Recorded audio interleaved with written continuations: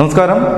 ലോകത്താകമാനം ഇസ്ലാമികവൽക്കരണം നടക്കുന്നു എന്ന ആരോപണം നേരത്തെ തന്നെ ഉയർന്നു കേൾക്കുന്നതാണ്. ഇപ്പോൾ അതിനൊരു സ്ഥിരീകരണം വന്നിരിക്കുന്നു.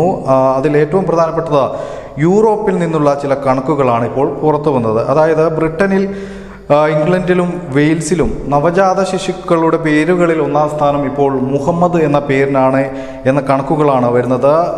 സാധാരണയായി അവിടെ നോവ, ഒലിവർ എന്ന എക്കാലത്തെയും ജനപ്രിയ പേരുകളുണ്ട്. ഈ പേരുകളൊക്കെ തന്നെ പിന്തള്ളി 2023 ജനിച്ച ആൺകുട്ടികളിൽ 4661 പേർക്കാണ് ഇപ്പോൾ മുഹമ്മദ് എന്ന് പേരിട്ടിരിക്കുന്നത്. രണ്ടാം സ്ഥാനം നോഹ എന്ന പേരിനാണ്. ഈ കണക്കുകൾ ഇപ്പോൾ പുറത്തുവിട്ടിരിക്കുന്നത് ഓഫീസ് ഓഫ് നാഷണൽ സ്റ്റാറ്റിക്സ് ആണ് ഈ കണക്കുകൾ പുറത്തുവിട്ടിരിക്കുന്നത്.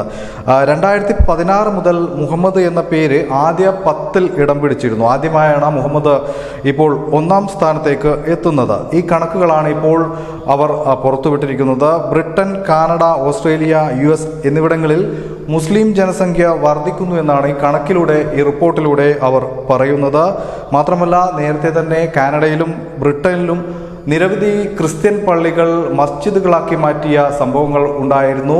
അത്തരത്തിൽ ഒക്കെ തന്നെ ഈ റിപ്പോർട്ടിൽ പറയുന്നുണ്ട്. ഇതിനായി കോടിക്കണക്കിന് ഡോളർ ഇത്തരത്തിൽ ഇസ്ലാമികവൽക്കരണത്തിനായി ചില സംഘടനകൾ, ചില രാജ്യങ്ങളുടെ പിന്തുണയോടുകൂടി ചെലവഴിക്കുന്നു എന്നാണ് ഈ റിപ്പോർട്ടിൽ പറയുന്നത്. അതായത് ലോകത്താകമാനം ഇസ്ലാമികവൽക്കരണം നടത്താൻ വേണ്ടി ആരൊക്കെയോ ഇത്തരത്തിൽ ഫണ്ടിങ് ചെയ്യുന്നു എന്നാണ് യൂറോപ്പിൽ നിന്നുള്ള വാർത്തകൾ വരുന്നത്. News desk, news India Malayalam.